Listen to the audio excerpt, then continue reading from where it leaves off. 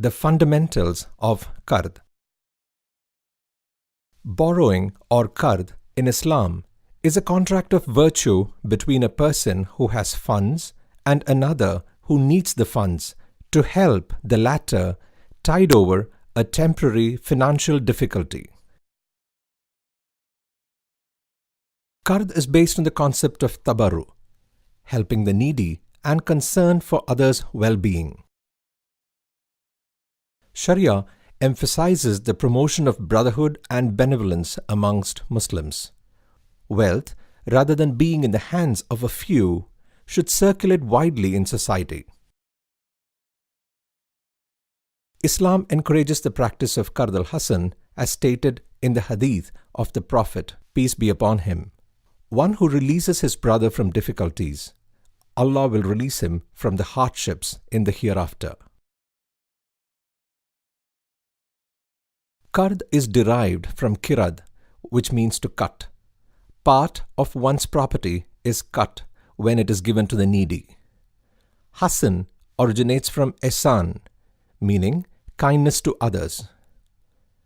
Al-Qard al-Hasan means a gratuitous profit or interest-free amount to the needy for a mutually agreed period.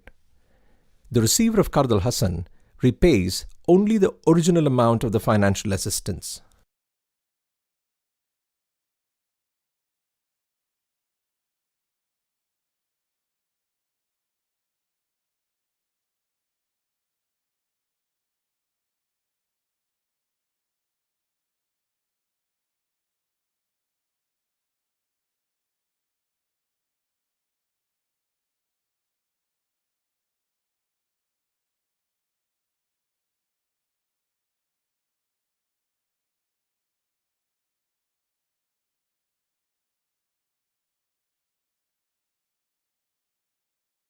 Underprivileged children like Amir exist amongst us, and there are those of us who, by the grace of Allah, are prosperous.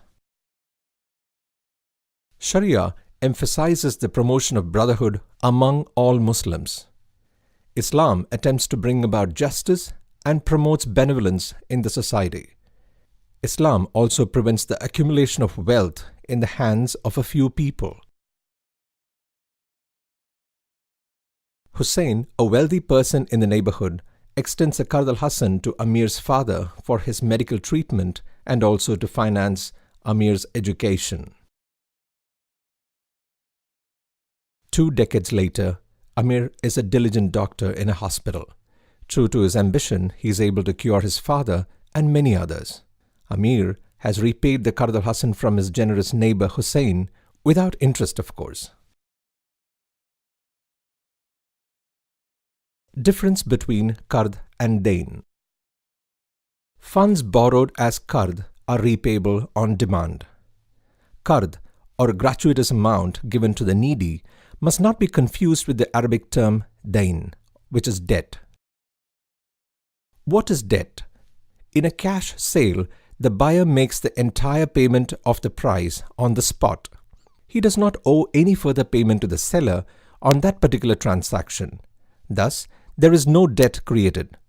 Debt is the outcome of a credit transaction. A debt is created when the buyer postpones or defers the payment to a future date. The amount cannot be demanded before the agreed due date. Both Qard and Dane reflect liability to pay. In that sense, every Qard is also a Dane, but every Dane is not necessarily a Qard. Here's an example. An Islamic bank sells a car on Murabaha to Abdullah for 30,000 dirhams. The agreed profit is 5,000 dirhams.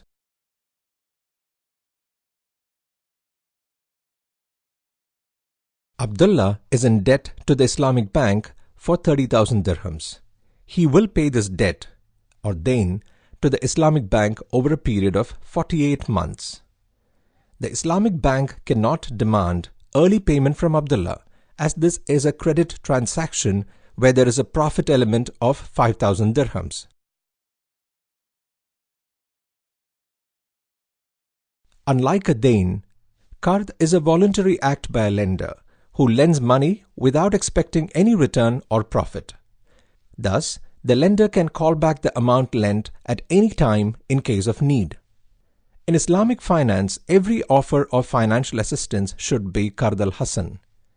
Any profit or return on qard is RIBA and therefore not in compliance with Sharia.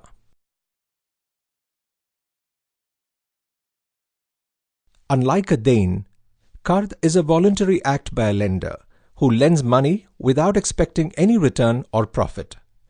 Thus, the lender can call back the amount lent at any time in case of need. In Islamic finance, every offer of financial assistance should be Qard al-Hasan. Any profit or return on qard is RIBA and therefore not in compliance with Sharia. Qard, for raising current deposits. Islamic banks apply the concept of qard predominantly for raising current or demand deposits. Current account deposits are considered loans that have to be returned by the Islamic bank when the depositor demands it. No profit will be paid to the depositor for deposits in current account. But there may be instances when an Islamic bank may provide some form of return to current account depositors. Let us suppose various depositors keep various sums of money in current accounts with an Islamic bank. At the end of the financial year, the Islamic bank may earn a profit exceeding its business target. The Islamic bank finds that the current account portfolio was largely responsible for the substantial increase in its profits. It may therefore declare a percentage of profit as a gift to its current account depositors. This voluntary decision of granting a gift to its current account depositors or the qard lenders is not considered riba. If giving gifts to the current account holders becomes a regular practice, it would imply that the loan necessarily yields a profit and it becomes riba. Current account deposits are also known as wadi'a deposits. According to Sharia, when the amana is used by the ameen or trustee, it becomes a loan. The ameen has to repay the full amount to the qard lender, even if the ameen has suffered a loss in his business. Here is what we have learnt in this module. We learnt about the concept of Qard al-Hasan. Qard al-Hasan is a kind of gratuitous, interest-free financial assistance given to the needy for a fixed period.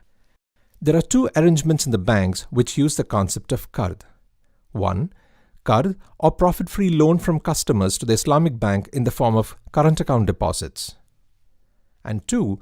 Qard al-Hasan or gratuitous profit-free loans from the Islamic bank to needy customers. The lender of a qard is allowed to charge the borrower the actual administrative expenses incurred in the process. The lender of a qard can ask the borrower to provide an asset as a collateral or acceptable guarantors. The parties in a qard transaction should be legally capable of entering into the contract. They should be majors, that is 15 years and above, and of sound mind. A lender of a qard can make an early demand for the loan from the borrower, but this is generally discouraged. The Quran and the Sunnah encourage the implementation of Qard al-Hasan in the society. You may now reinforce your learning by going through this topic in the illustrated textbook and check your comprehension of the subject by attempting the questions in the workbook. In the next module, we will learn about another tool used by Islamic banks for raising deposits, called Mudaraba. Trading, the basis of Islamic finance.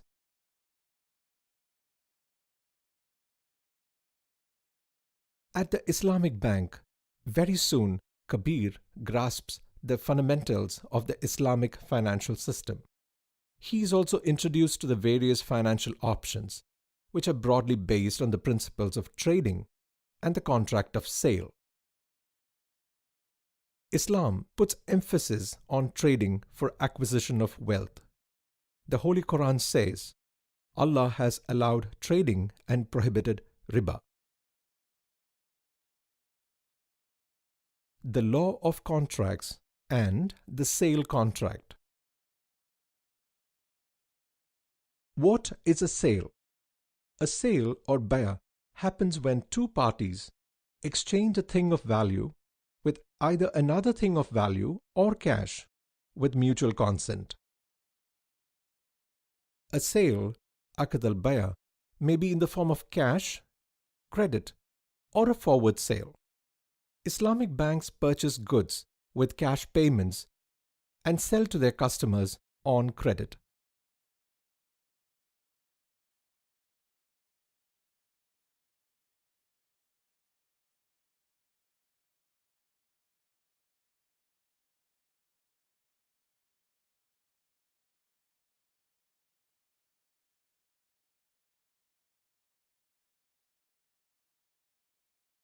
Islamic law of contracts.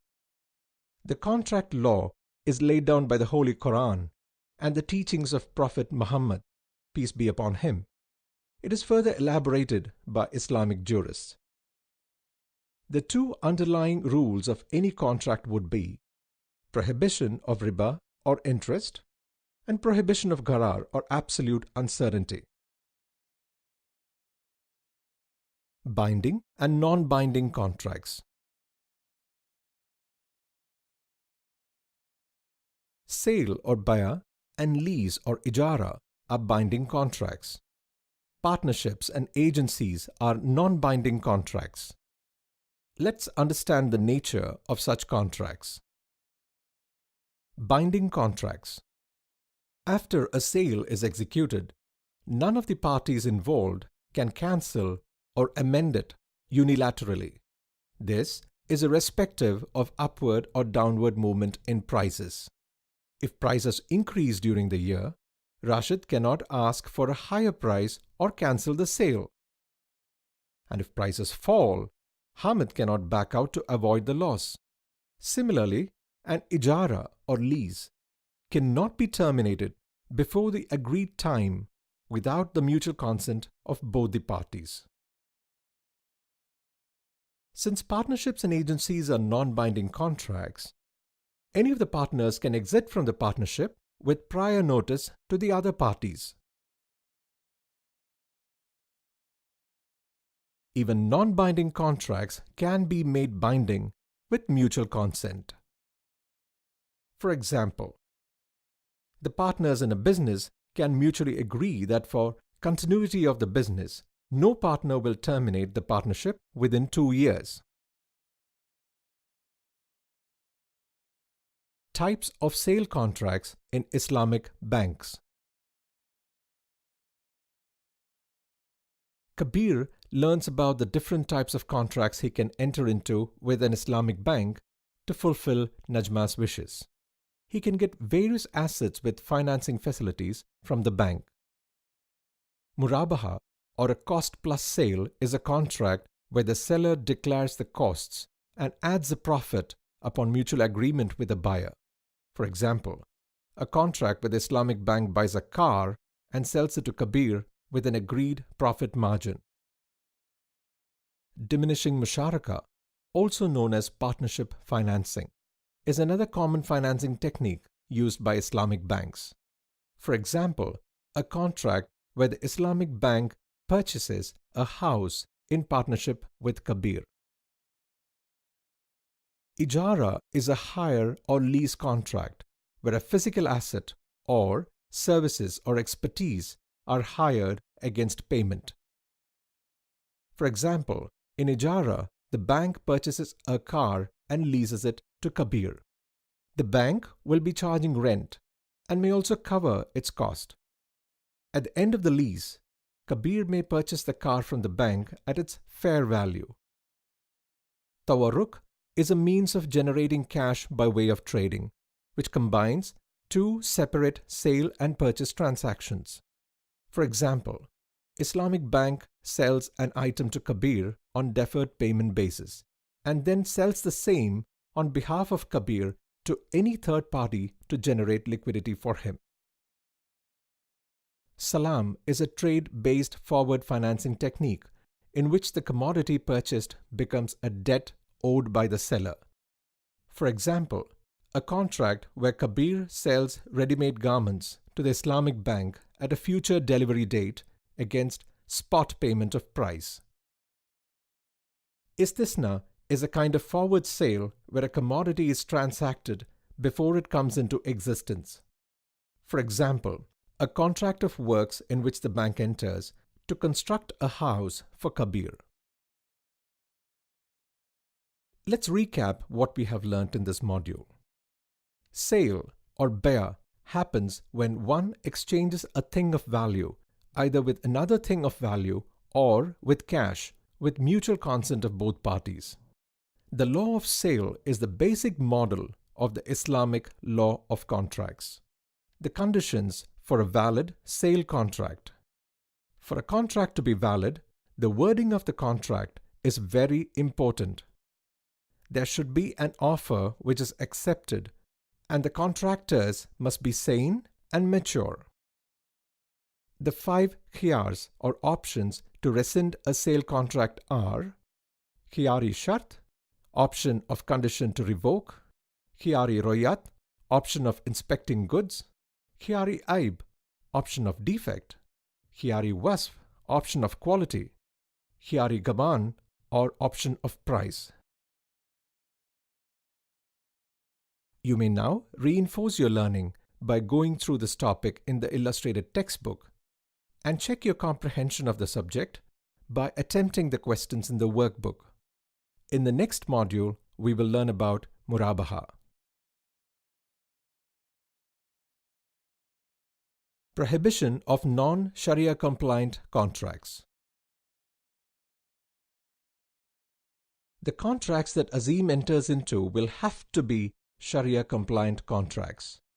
Everyone is free to enter into any contract except those prohibited by Sharia. Contracts involving financial options, alcohol, pork, and immoral services are not compliant with Sharia. Contracts made under duress are also considered invalid. Principle of Ta'awun.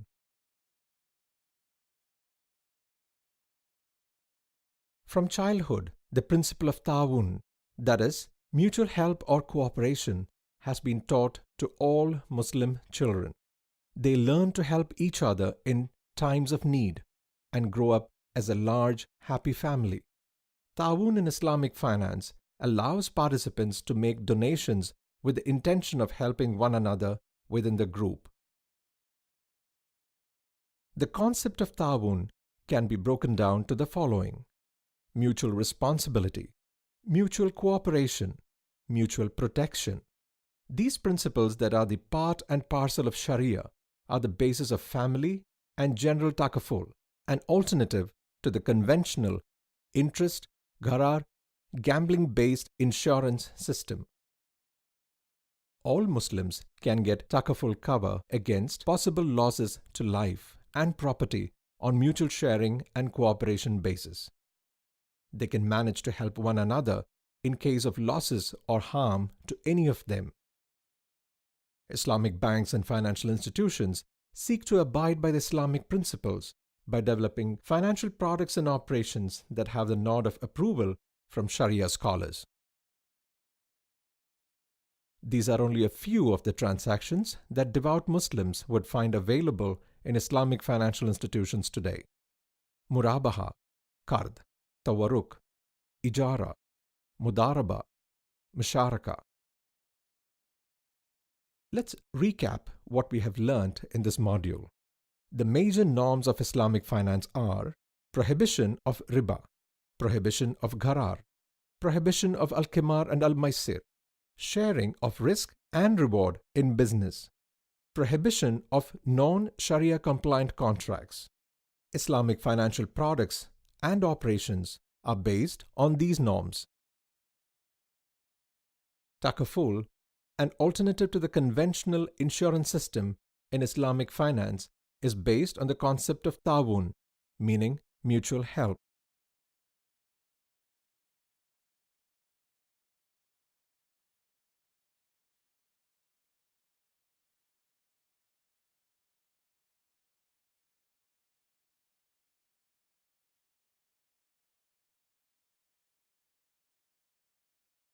An introduction to RIBA. Faith in Islam prevents Muslims from borrowing money on RIBA. Islamic banks have now structured banking products and services that are halal or permissible under Sharia. Let us meet Azim and Hamid, two good friends. Both are devout followers of Islam and would not do anything impermissible or haram in the eyes of Sharia. Riba is the Islamic term for interest. Sharia frowns upon riba in any form. Azim or Hamid would not deal with any interest-based transactions. Before Islamic finance came into being about 30 years ago, only the very rich could really afford to purchase homes or realize their dreams. Since borrowing on riba is equivalent to declaring war against Allah, poor men like Azim or Hamid could hardly find the large sums of money necessary to fulfill their dreams. Islamic financial institutions today are creating a wide spectrum of financial products which are halal. Now, both Muslims and non-Muslims can approach any Islamic financial institution as they offer a range of banking products and services.